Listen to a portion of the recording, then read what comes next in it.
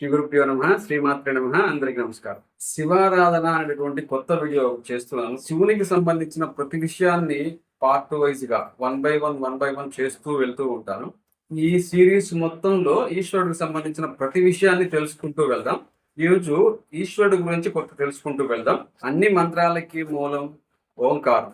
ఓం ఇత్యేకాక్షరం బ్రహ్మ అని భగవద్గీతలో సాక్షాత్తు కృష్ణ పరమాత్మే చెప్పడం జరిగింది. అంటే ఓంకారము సాక్షాత్తు భగవత్ స్వరూపం అని చెప్పడం జరిగింది. ఈ ఓంకారము సమస్త మంత్రాలు కూడా పరమేశ్వరుని యొక్క ముఖం నుంచి ఉద్భవించడం జరిగింది. కాబట్టి ఓంకారం సాక్షాత్తు పరమేశ్వర స్వరూపం. పురాణాలలో పరమశివుడిని జ్ఞానాధిపతిగా, జ్ఞానాన్ని ఇచ్చేటటువంటి దేవునిగా వర్ణించడం జరిగింది. అందుకనే ఈయనకి విద్యాతీర్థ అనేటటువంటి ఒక పేరుతో కూడా పిలవడం జరిగింది. మనం గమనించినట్లయితే అక్షరాభ్యాసం చేసేటప్పుడు ఓం నమఃశివాయ సిద్ధం నమః అని పలక మీద రాయించడం జరుగుతుంది. అంటే దీని యొక్క అర్థం ఏంటంటే ఆది గురువు అయినటువంటి పరమశివునికి తొలి నమస్కారం అని వస్తుందన్నమాట. ఆ పరమశివుని నుంచి త్రిశక్తులు అనగా జ్ఞానము, కోరిక, కర్మ అనేటటువంటి 3 త్రిశక్తులు ఉద్భవించాయని చెప్పడం జరిగింది. ఎవరైతే జ్ఞాన సముపార్జన చేయాలనుకున్నారో, జ్ఞానం పట్ల అభిలాష ఉందో శివుని ఉపాసించమని చెప్పడం జరిగింది.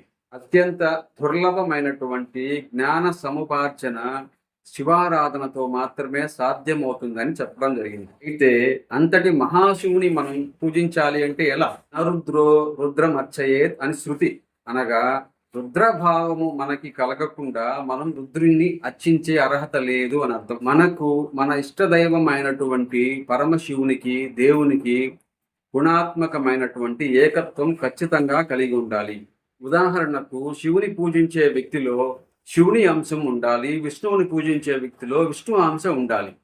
శివునికి బాహ్య పుష్పములతో పాటు అంతర పుష్పములు ఒక 8 సమర్పించాల్సి ఉంటుంది. ఎవరైతే 8 పుష్పములను పరిపూర్ణంగా పరమేశ్వరునికి సమర్పించి పూజించదరో వారి యొక్క జన్మ ధన్యమవుతుంది. ఆ 8 పుష్పములు ఏంటంటే అహింసా పుష్పం, ఇంద్రియ నిగ్రహ పుష్పం, సర్వభూత దయా పుష్పం, క్షమా పుష్పం, శాంతి పుష్పం, తపః పుష్పం, జ్ఞాన పుష్పం, సత్యం. ఎంత కష్టం వచ్చినప్పటికీ సత్యాన్ని మాత్రమే పలుకుతూ ఉండాలి. ఈ 8 పుష్పాలని ఎవరైతే పరిపూర్ణంగా సమర్పించదరో వారు ఖచ్చితంగా పరమేశ్వరుని యొక్క అనుగ్రహం పొందెదరు. శివారాధనకి సంబంధించినటువంటి విషయాల కోసం, శివునికి సంబంధించినటువంటి విషయాల కోసం సబ్స్క్రైబ్ చేసుకోండి, చూస్తూ ఉండండి, నోటిఫికేషన్ యాక్టివేట్ చేసుకోండి. రామ్ రామ్.